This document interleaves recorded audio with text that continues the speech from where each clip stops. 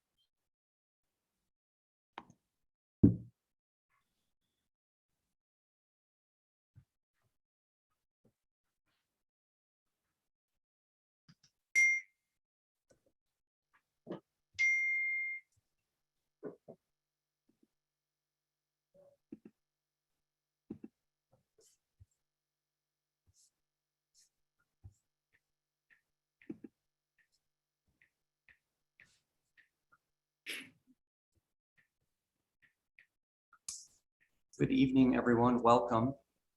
My name is Chris Sanders. I am the chair of the Westford School Committee, and I just want to thank everyone for taking some time out tonight to join us for this, what should be an informative webinar. And that's part of it, really an ongoing conversation I believe our community has been having and continues to need to have about our response to recent events and our ongoing response to events involving acts of racism in our community and in our school community. I know these events have caused pain for members of our community, as well as nearby communities.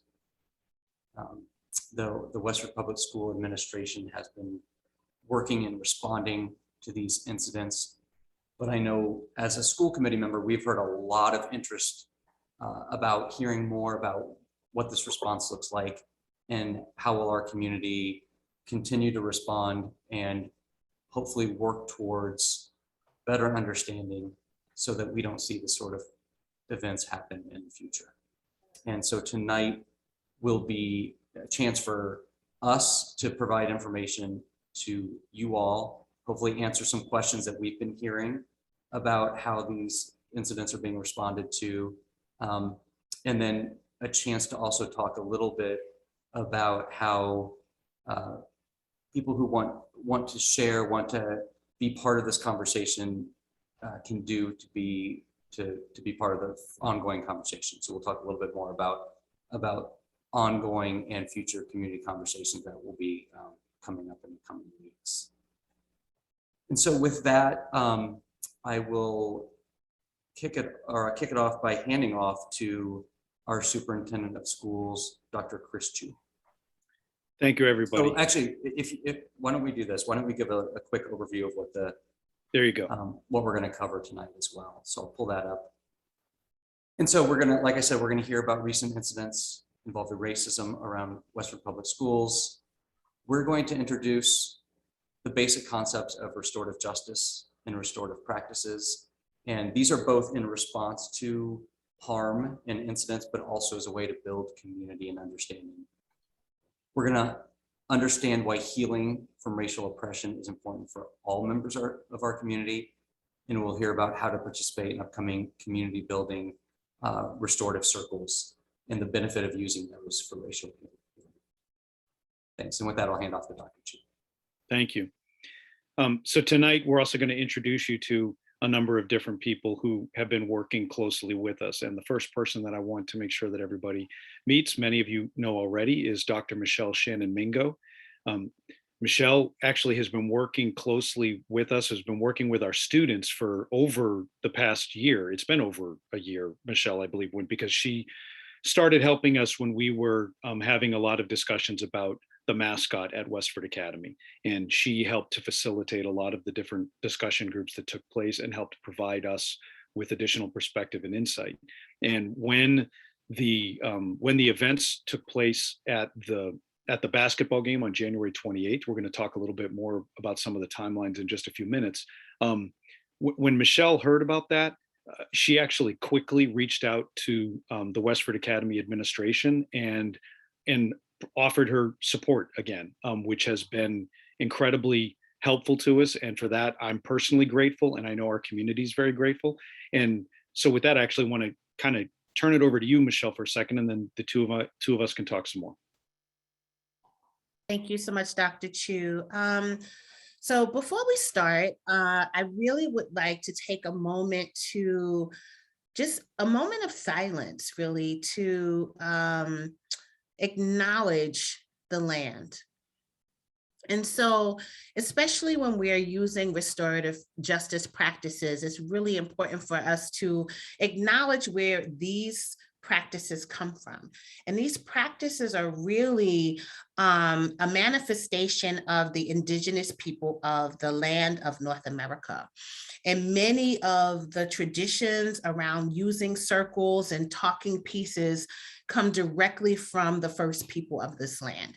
And so tonight, as you take a moment to think about where you are, we are going to acknowledge that Westford Academy is located on the ancestral land of the Nipmuc tribe, that Pathways to Restorative Communities is located on the ancestral land of the Massachusetts and Pawtucket people. And my organization, the Awakening Circle, we are currently located in New York City at the moment. And this is the ancestral land of the Jamaica and Rockaway tribes. And so if we could just have 30 seconds of silence to acknowledge that this land was not discovered, right? It was here, and there were people living here, working here, learning here. There were communities here. Trade was here. There were economics. Everything was already here when Columbus came and found us, because my people are indigenous as well. Let's have just one moment.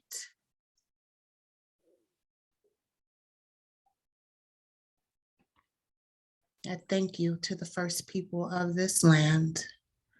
And if you'd like to learn more, there are two websites at the bottom of this slide where you can find out who the indigenous people are and were, on the land in which you are located. So Dr. Chew, let me turn it back to you. Thank you. And thank you for that.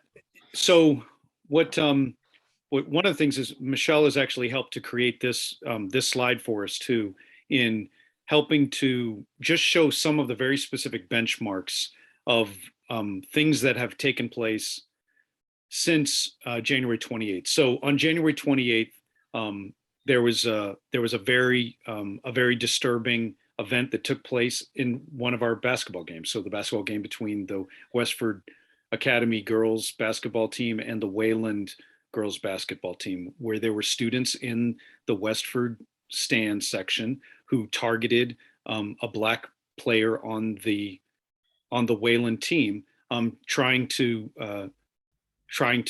get into this player's head and chirping and trying to really specifically have an impact on this player. And the things that we had learned about comments that were said are listed there. Comments like "hit the gym," "pineapple head," specifically saying that the only reason you're on the team is because you're Black. These are things that we learned that were said at that moment in time. It was reported during the game, and administrators took action to try to stop the behavior and to figure out exactly what was going on. And then they were able to speak with some of the students after the game, while some of the students weren't there as well. So we communicated this information as we learned about it. The Westford Academy went into investigating specifically on Monday when students were back in session. They communicated with the Wayland High School. They had been in communication with Wayland High School really from the beginning as they were learning about things, because Wayland was also conducting an investigation on their end as well too. And Principal Antonelli communicated initially with the Westford Academy families. And then on February 1st, when we had learned some more information, I sent out district information to all of our families. And so we had different things that we were sharing within our school community. But one of the things that I've learned through this process is the need to be able to communicate more with the town of Westford in general. We have specific avenues to report and communicate things with our families, but I was not accessing ways to communicate with the general public as well too, and that's something that we're going to look at moving forward. And Michele started meeting with some of the students early on, students who took responsibility, meeting with students who were there as well. And as you can see, early on, we had kind of gathered and started meeting, reaching out to Pathways to Restorative Communities, and reaching out and meeting with Michele as well to talk about what a restorative process would look like. And then from there, you can see some other dates that we've talked about here with just the idea of having, well, I'm going to let Michele talk a little bit about some of the conversations that you've had. All right. Thank you so much, Dr. Chew. I just really appreciate just the summary you provided. So yeah, I have been working with Principal Antonelli since last year, and some of the students around the mascot, as well as Dean Murphy. And so when I heard about this incident, I reached out to Principal Antonelli immediately and said, I'm here if you need me. How can I help? And so we started with this first meeting where we came together. We also had members of the DEI committee for the town present at that meeting on February 2nd to just begin to figure out how can we move forward in a way that is restorative. Because, in this moment, we have groups of young people who are excited about senior girls basketball night and getting swept up in their emotions. This concept of chirping has become really commonplace in lots of sports, both in professional and I don't know how to describe the unprofessional sports. And so, it was really important for us to really start speaking with the students. And so I had the opportunity to facilitate a virtual circle with Principal Antonelli, with Coach Bunyan and Dean Ware and other staff and some of the spectators who were there, and to give them a chance to hear how this incident is just impacting the community at large, specifically Principal Antonelli, as the leader of the school and how it's personally impacted him. And the students having the chance to share their perspective. And that was really interesting. I learned a lot about the students that day. And there's work to do, which hopefully, we're going to start doing. We also, I know that Dean Murphy and Principal Antonelli and the admin at WA put together a student forum. So we had a group of students come after school on February 16th. This was right before we went on break, just to share their perspective. And it was painful and hard to hear about some of the biased comments and racist ideas that have been spoken to students by other students, and in some cases by adults. And so it was a painful conversation, but I'm really, really happy that I was able to listen and hear, because it gives us the data we need to continue figuring out what we're going to do. And then here we are tonight, which is our first of many conversations about how to mitigate against racism, right? And I want to be clear that I'm not into labeling people racist. I think that people have a lot of unconscious bias. I know that I have spent several years working on making sure I'm aware of my unconscious bias. I think that some of those biases are based in race and stereotypes. And so it's important for us to remember that we're dealing with young people, and in some cases, just adults who have not had to face the fact that they may have some bias or may have some racist ideas that they hold. And so tonight is the beginning of a conversation, and for us tonight and for the community. And then next week, I'm really excited that my organization, the Awakening Circle, is partnering with Pathways to Restorative Communities, and we will be hosting the first of many community building circles next week on Thursday, the 10th at, is it 6 p.m.?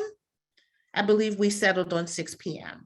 Yes. And Yes. so we really hope and pray that the community will come out because they want to participate in a restorative process. And I'm looking forward to having Candace share a little bit more about that. So thank you, Michele. A couple of extra things I just wanted to add in there for people to be aware of as well.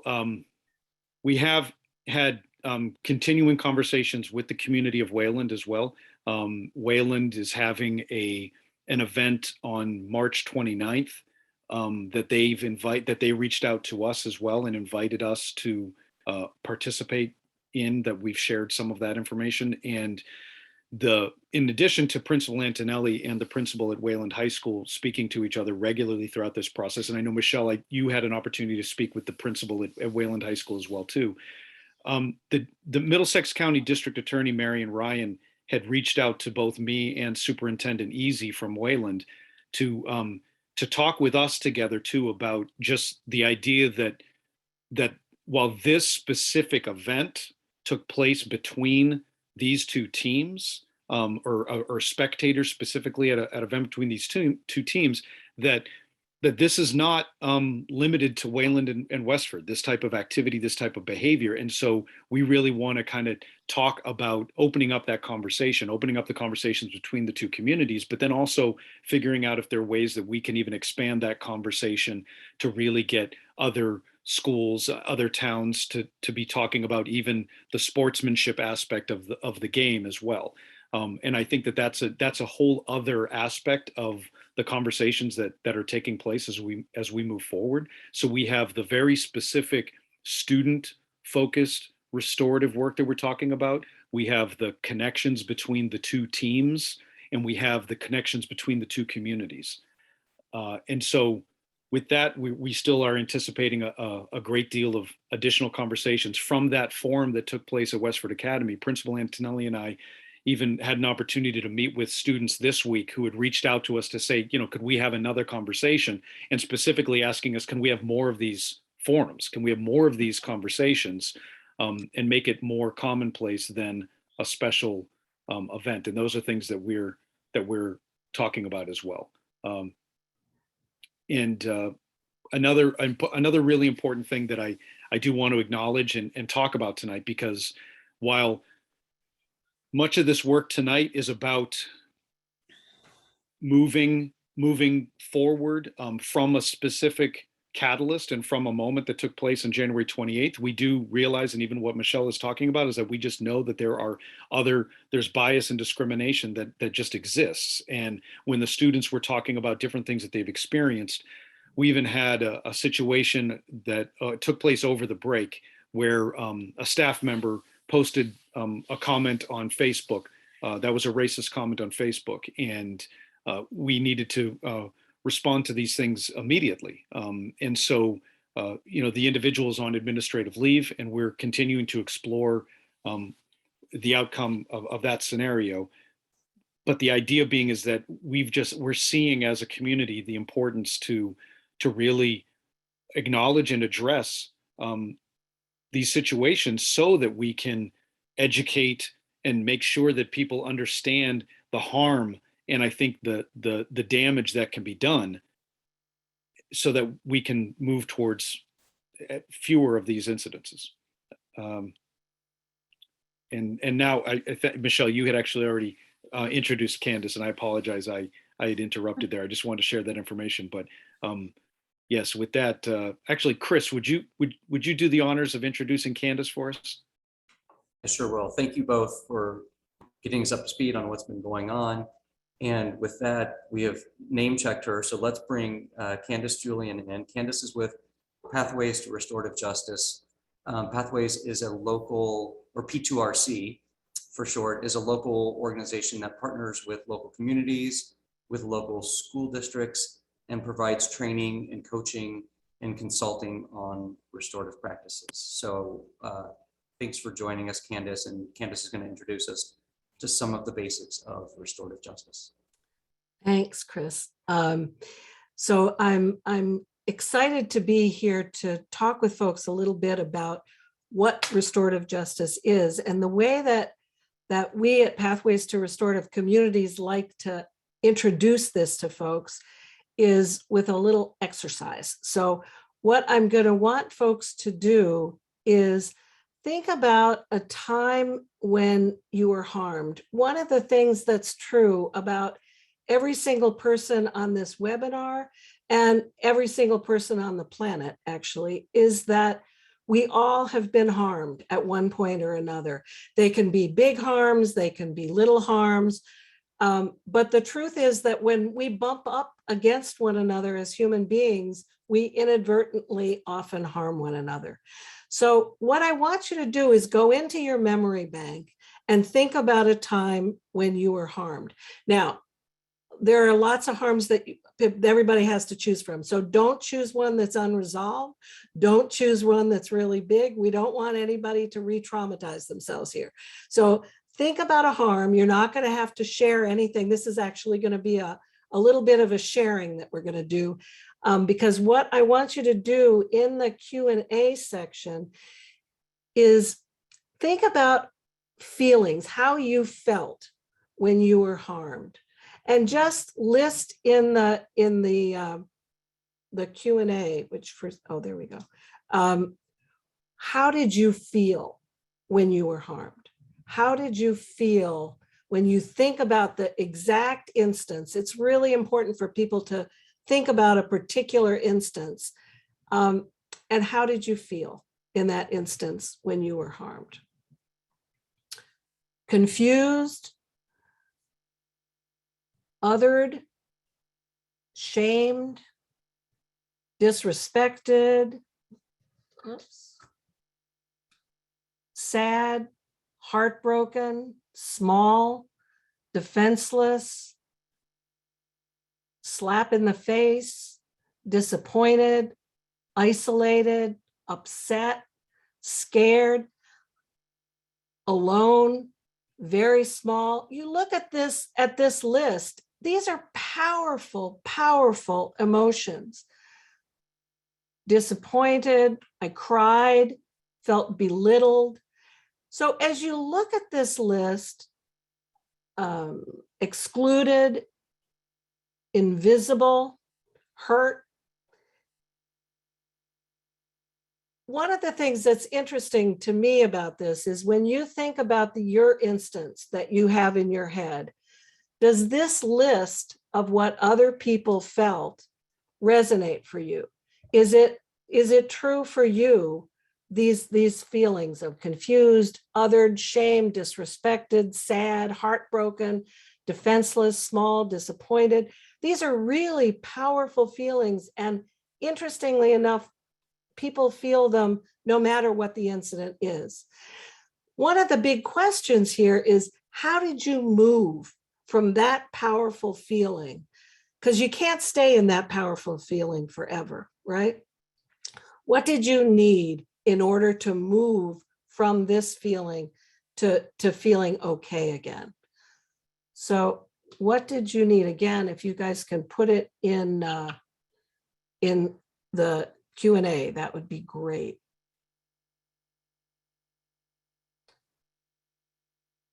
Talk about it. Have somebody listen.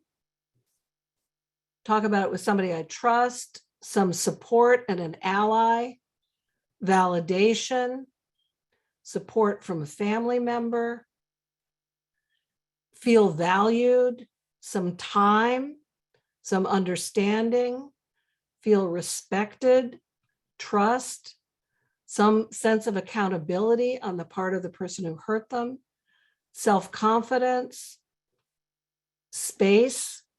So these are all ways that when you're a person who's harmed, this is what we all need in order to move forward.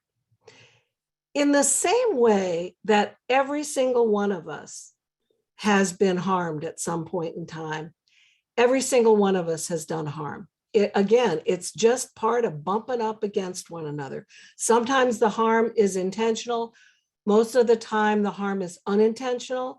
But again, you have caused some harm. So how did you feel when you were the person who caused the harm? How did you feel? I felt guilty, Candace. Guilty?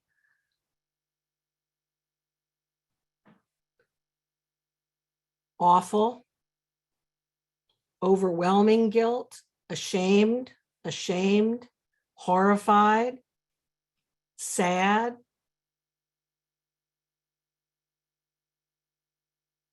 So again, these are really powerful feelings.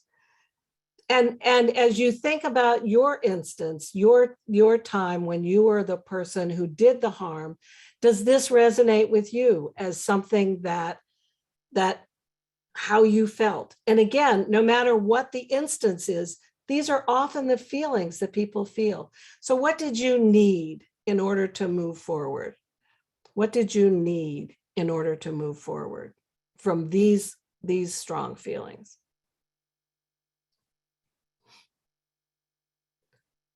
To take some responsibility, to apologize, to forgive yourself, time to think and process, reflect, repair, forgiveness, discuss with the person what happened, to own it and ask for forgiveness, to make reparations, an olive branch.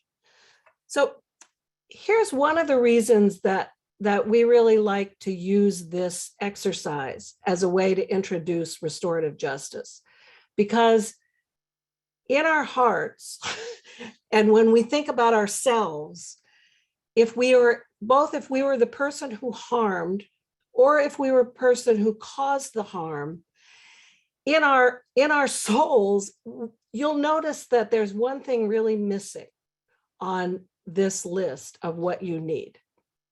That I've done this with thousands of people. The thing that is missing is punishment. That when you're the person who was harmed and when you are the person who caused the harm, punishment is not the way to resolve the situation. And that's really what restorative justice is about. And the reason that we like to start with this exercise is to give you a notion of something that you already understand, that you already understand that the ways to get through these difficult feelings are not through punishment. So we're going to look at it sort of in a more academic way. Are we going to, thank you, Beth. So there's in the restorative justice world, it's often described as these three different questions. It's kind of a simple way to think about what's the difference between restorative justice and criminal justice, which is this is where those terms came. But I guess what we like to talk about is a rule-based system versus a relationship-based system. Now, the truth is that I know I grew up in a rule-based system.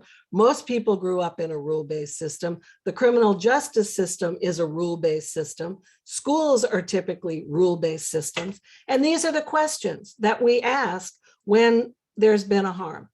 We ask what rule has been broken. We want to know who did it, and we want to know what's the consequence. That's how that works in a rule-based system. In a restorative justice system, which is a relationship-based system, the questions are completely different, completely different. Here, you want to know who was harmed, what do they need, and who is responsible for repairing that harm. Very, very, very different questions. Now, when you take these ideas and you move them into a school setting, this is what restorative discipline versus punitive discipline looks like. In the punitive discipline, you're talking about broken rules. And you're just focusing on the broken rules. In the restorative discipline, you're talking about broken relationships, and you're trying to figure out how to help kids understand, and adults often understand, what was broken in the relationship. The administrators or the adults that are responsible have a very different stance when you're looking at punitive discipline versus restorative discipline. In punitive discipline, typically you're telling the student what they did wrong, and you know that the answer of what they did wrong, that it's sort of directing everything to the student. What happens in restorative discipline is that you listen to, and often the questions are, what were you thinking? What were you thinking at the time, and what do you think now? And it's more about being curious than it is about knowing the answer. The reason, from our perspective, certainly that restorative discipline makes more sense is that in punitive, particularly in schools, in punitive discipline, the result is punishment. That's the sort of the end result. With restorative discipline, what you're looking for is to have a learning opportunity. You're looking for the young person or the adult to learn something through the process. And so it's a process that allows people to learn. So let's look at what that looks like in a school, because there are actually 3 different restorative practices that are used in schools. What people know the most about is this tip of the triangle, which is the restorative conference. It's when you hear about restorative discipline, you often hear about it as an alternative to suspension. And that's what they're talking about, is those restorative conferences. It's when there's been some pretty serious harm, and there needs to be some pretty serious intervention to deal with whatever that harm was. There's a second tier as we're going to move down this triangle. The second tier is early intervention, and that's really restorative chats. It's a way that if there's a small thing, a scuffle in the hallway, a way to make sure that it doesn't escalate into something bigger. There is a whole way to manage that and deal with that in the restorative practices. The part that I hope you're paying attention to in this triangle is the biggest part of the triangle are these community building circles. And that's about prevention. The whole idea of restorative practices is that we prevent the problems that happen at the top of the triangle. And we prevent it by having everybody in the community involved in these prevention and skill buildings. The notion of community building circles is that it's a way to really develop connections with one another, relationships, strengthen social and emotional capacity. And in truth, what it does is improve the school climate. So restorative practices are really about prevention, as opposed to just focusing on punishment. I hope that makes some sense and answers some of the questions that folks have about what are these practices and what is this all about. Now, one of the things that we want to do is really focus on community building circles, because that's something that we believe at Pathways, and certainly the schools and the communities that we've worked with believe that these are incredibly important in connecting people with one another. So what is a community building circle? It's pretty simple, actually. It's just a different way of having a conversation. And what's different about it is there's a use of a talking piece. There's a focus by everyone on a single idea or a question. And there are guidelines. There are guidelines that everybody agrees to in the beginning, that this is how we're going to operate when we're together in the circle. One of the things that I think is really important about circles is they're very valuable because everybody in the community has space. So if you're a shy person, or if you're an aggressive person that is used to taking space, everybody gets space with the circle. That's what the talking piece does. Because when you have the talking piece, you're the person who's talking. When you don't have the talking piece, then you get the opportunity to really listen. What's interesting about circles is that a lot of times when we first start doing circles in schools and in communities, and there's been some kind of an issue, people want to have a dialogue. You know, they want to be able to say immediately whatever it is that they feel the right response is to what somebody else has said. There certainly is a place for dialogue, and there certainly is a place for a circle, and they're different from dialogues. It's a different way of having a conversation, and you can have both, but they need to be separate.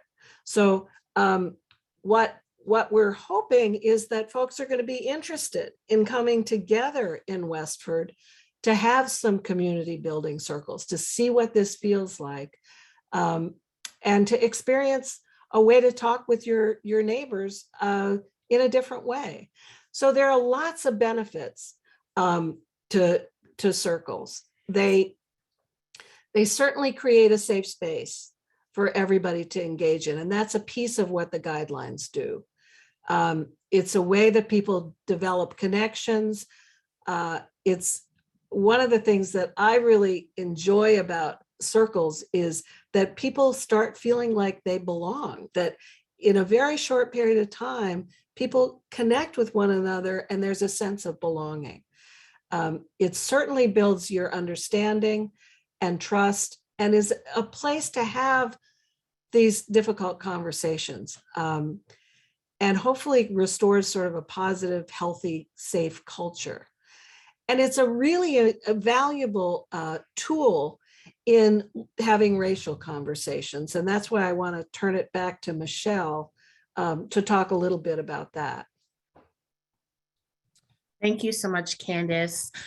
You know, I was about to just make that last point that there's a real synergy in leveraging the circle process to have conversations about race and other forms of oppression, because it creates a space for all voices to be heard and for all narratives to be heard, and it is inclusive.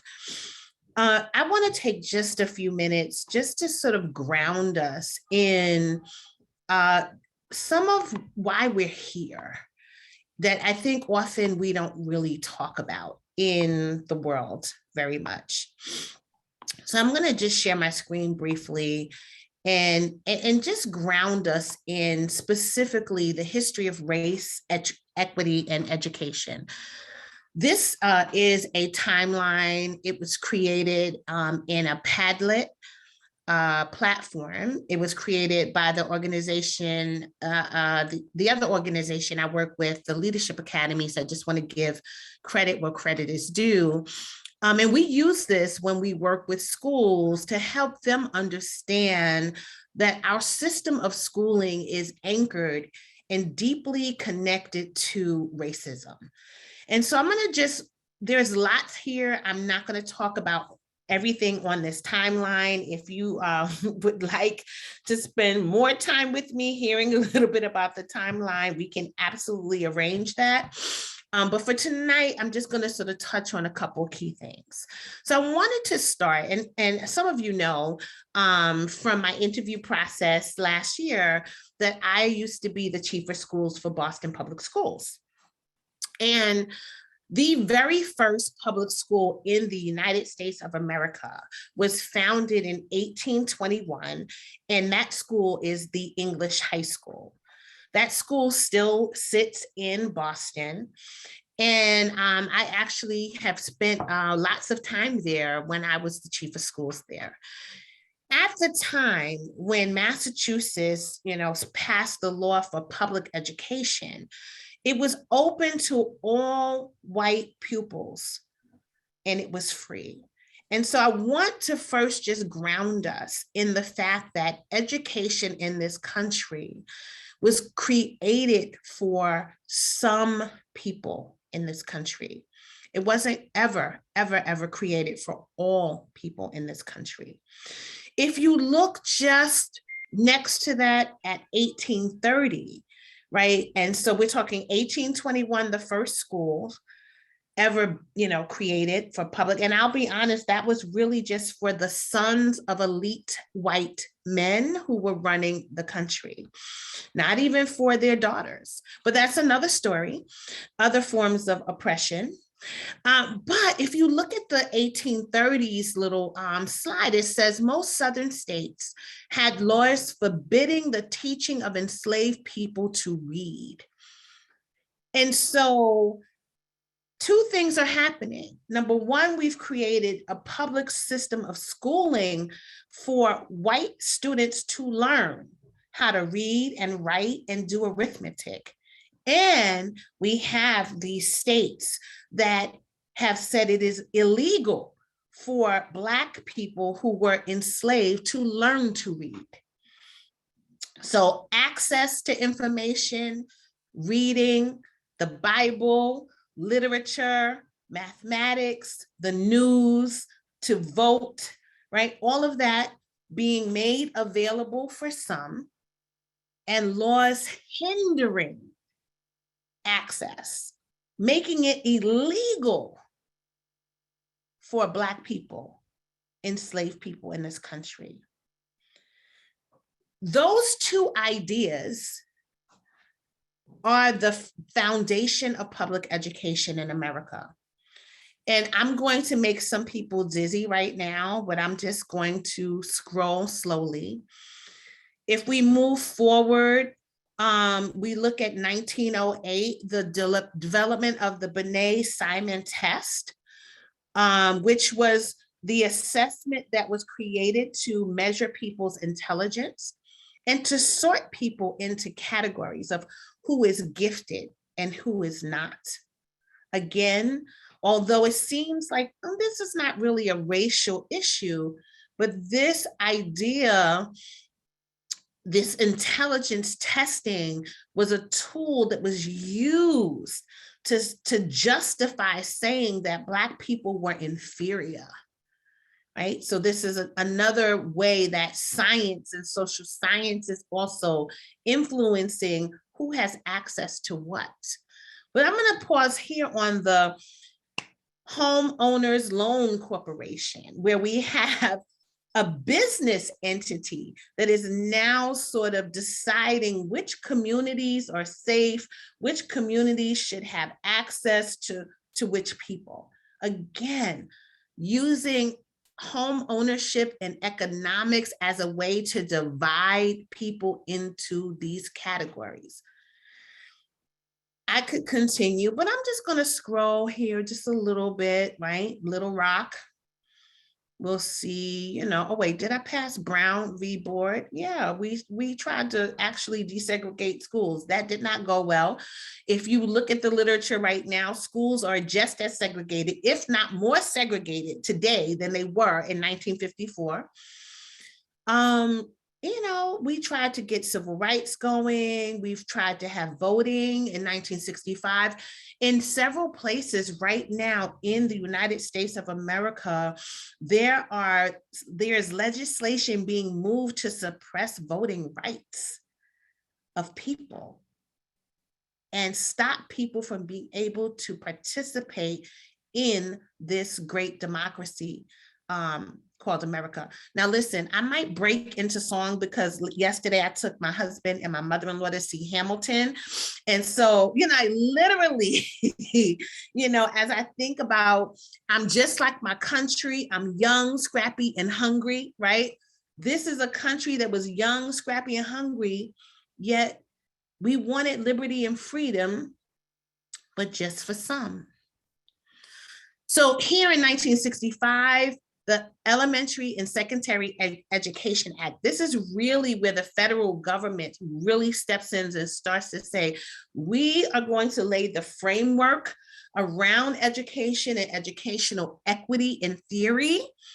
And so this is where the federal government establishes their role in education, that is supposed to provide fair and equal opportunities for all students to receive education.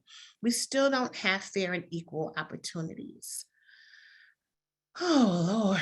I'm just going to keep going because this is just a lot here. The Equal Opportunity Educational Act was passed in 1974. We still now have the lawsuits that are coming through because people are trying to desegregate or resisting the whole act of trying to desegregate. Here in 1975, and I think this is a really important data point, especially in Westford, the Individuals with Disabilities and Education Act. Inequity is not just grounded in race, right? There are students who have unique learning needs, who live on the margins of our school system, who don't always get all of the services and supports that they need in our system. And so this is a huge issue, I think, in Westford. I talked about this a lot last year.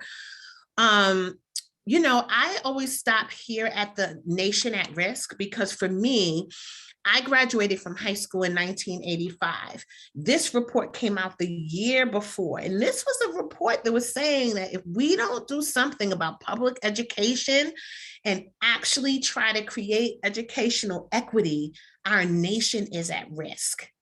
In response to this, instead of funding schools more, they started the war on drugs and started funding prisons and started this is really, instead of the birth of educational equity, this is the birth of the school to prison pipeline.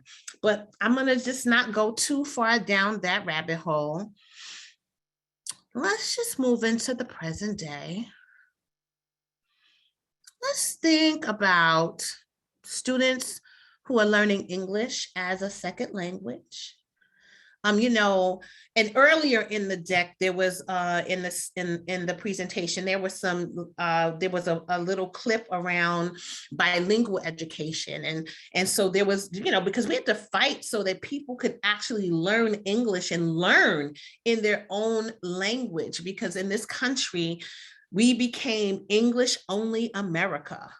If you're here, how we say when in Rome, do what the Romans do. And so, so if you're in America, you need to speak English. And so, there's been a lot of battles around just trying to acknowledge that people who come here from other places, who speak other languages, number one, they're smart, they're gifted, they're talented, they can read and write and think in their language. Why not leverage that as an asset? I just got back from Aruba on Tuesday, and in the country of Aruba, they teach Papiamento, which is the indigenous language. They teach English, they teach Dutch, because Aruba was a Dutch island. It still is kind of a Dutch island. And they teach Spanish because the Spanish were the first to conquer in their imperialistic ways, Aruba, right? So people in Aruba speak 4 languages. Here in America, we want English and English only. So here was a really interesting opportunity, No Child Left Behind, right? Which was supposed to be this opportunity to help us understand which schools were doing well by students and which schools were not, specifically students who were on the margins. Unfortunately, what happened was that this became high stakes accountability. And now testing, which I have nothing against testing. We need to know how our students are doing. However, testing became more important than teaching and learning. And accountability created interesting adult behavior around sort of cheating and doing all kinds of fancy, interesting things to prove that we were educating all students well and hide the fact that we were not. This is exhausting. I'm not even sure why I still do this work. Anyway, Common Core came, and I'm excited because the Commonwealth was the lead. Like, the Common Core standards are based on our standards, right? We've always been at the front of the pack in terms of how we are trailblazers in education. But let me just make you dizzy again, right? Let me just slide back over here. But the first school was built for just the sons of elite white men. So just hold on to that, because that idea is still underneath the surface of everything that we do. All right, let me just sliding. Oh, that's making you dizzy. I'm so sorry about that. So we, and yeah, okay. Now I might get in my feelings about this, but you know, there's been a lot of hate. You know, Barack Obama, the former president, signed the Hate Crimes Prevention Act in 2009 because we actually have incidents of hate.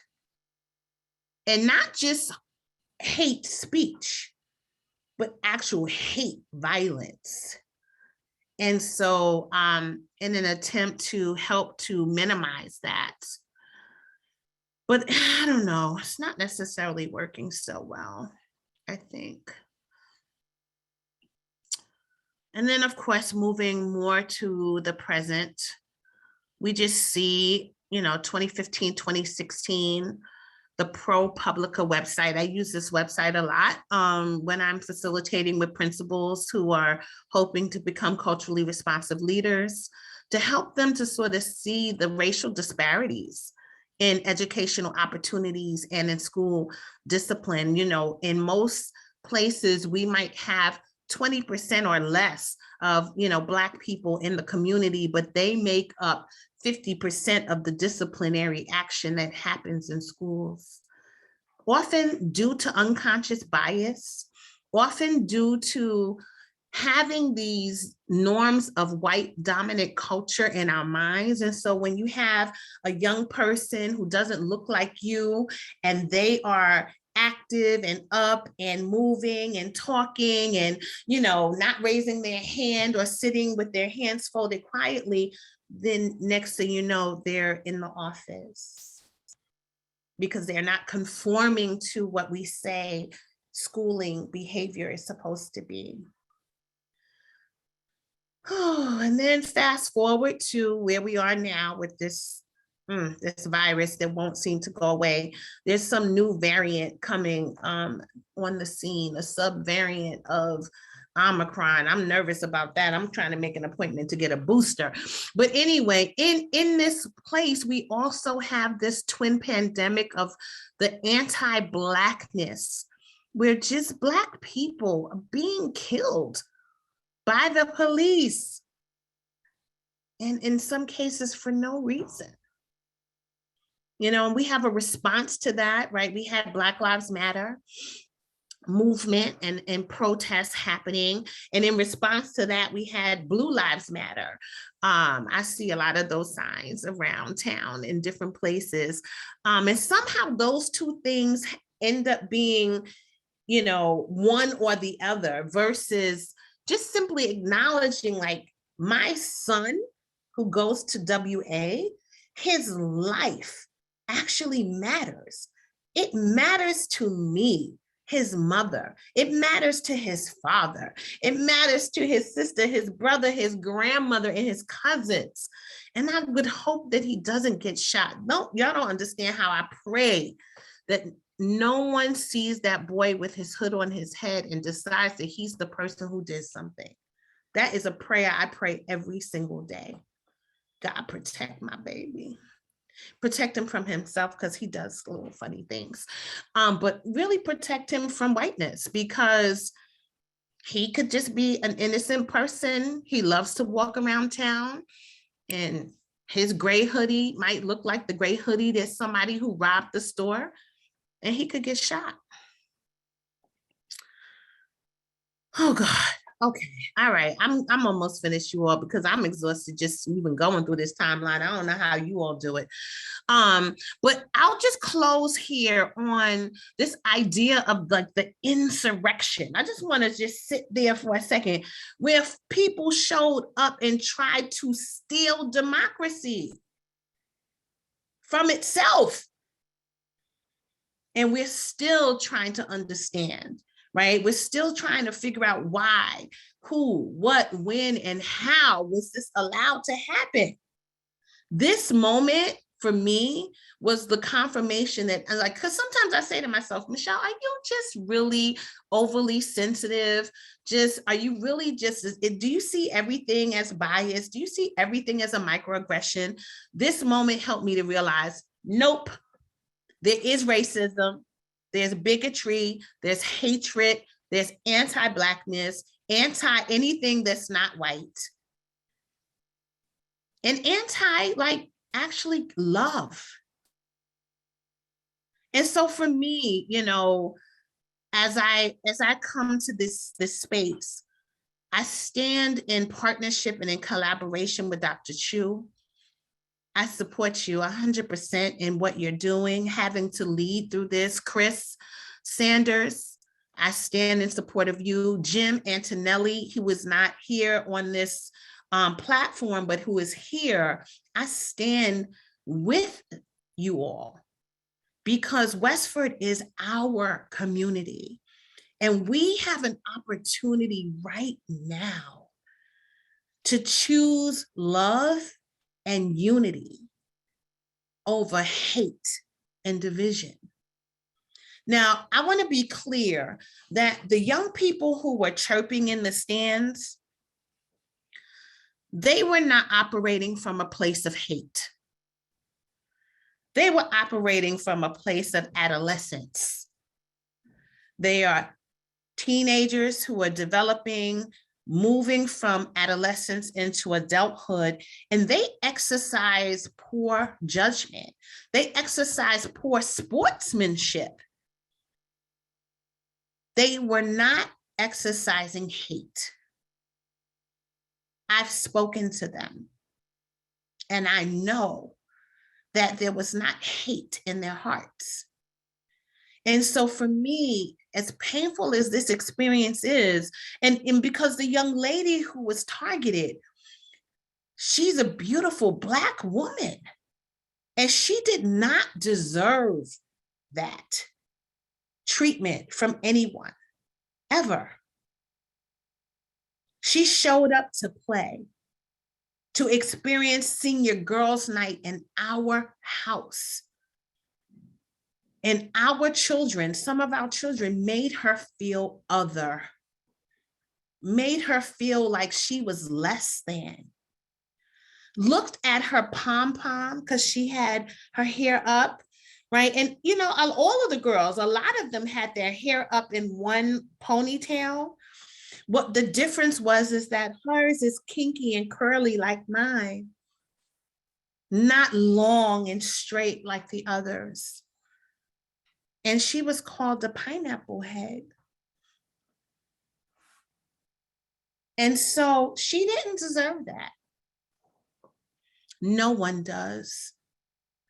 And so our job as a community of learners, a community of leaders, a community of humans, is to teach our children and teach ourselves how to simply walk in love.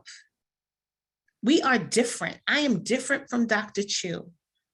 He is different from me. Beth and I, Candace and I, Chris and I, we're not the same people. Candace and I do the same kind of work, but we are not the same. I walk in Black skin. She walks in white skin.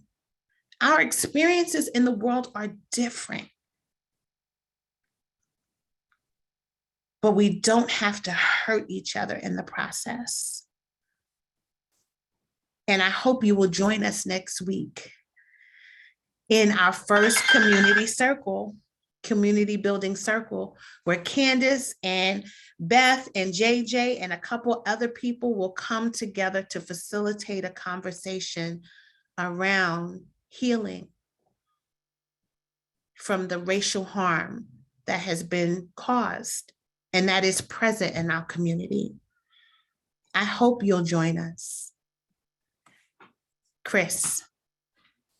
Michele, thank you so much. You just gave such valuable context in such a beautiful way for what underlies all of this that we're doing. And I just think it's so appreciated. And I know you said, you know, twice, I think you said, I don't want to go down the rabbit hole, but I think a lot of us want to go down those rabbit holes more. And I think I look forward to more opportunities to do so. Because I think, you know, I want to dive into the Padlet you made, and I know other people do too. And so I look forward to being able to do that more both individually, but also as a school district, as a community, I think.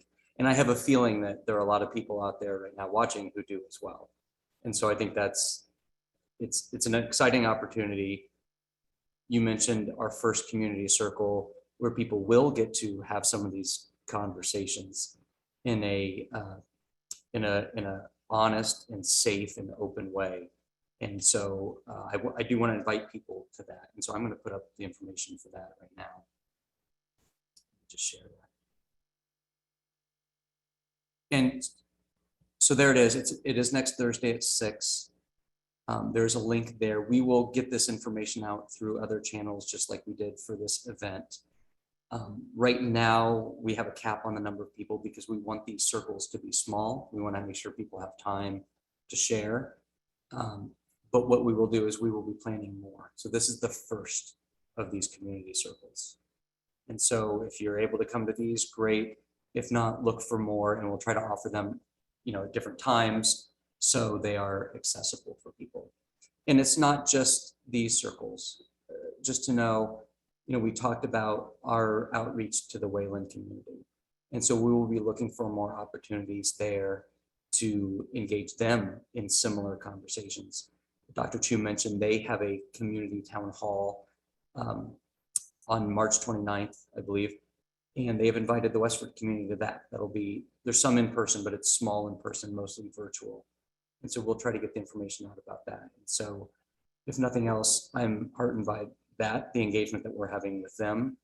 And I think they're having these conversations themselves. They're a community of similar demographics. So I am sure that they're facing many of the same challenges that we're facing around race and that we continue to. And so I think it's an opportunity to share with them that. We're also talking about having circles for the basketball players involved in the incident. And we're also talking about continuing this community building circle work at Westford Academy and maybe at our middle schools. And so that's all things that are being discussed and that we know could be beneficial. And so we don't have specific plans to announce right now, but do stay tuned. We will hopefully have more information about those things because we do think that's important that everybody is listening and everybody is growing and understanding some of these, some of the thoughts, some of the issues that are being raised tonight. I want to thank everyone who attended tonight. You didn't have to. You took time out to do so, and we appreciate that.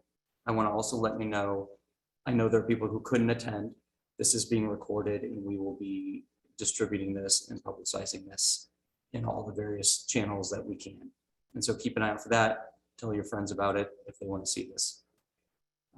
And lastly, I just want to give my gratitude to everyone here who spoke tonight. I want to thank Dr. Chew for his leadership around all of this. I want to thank Dr. Shannon-Mingo for her wisdom and her experience and her knowledge and her expertise and her willingness to come in with this community's perspective that she brings. That's amazing.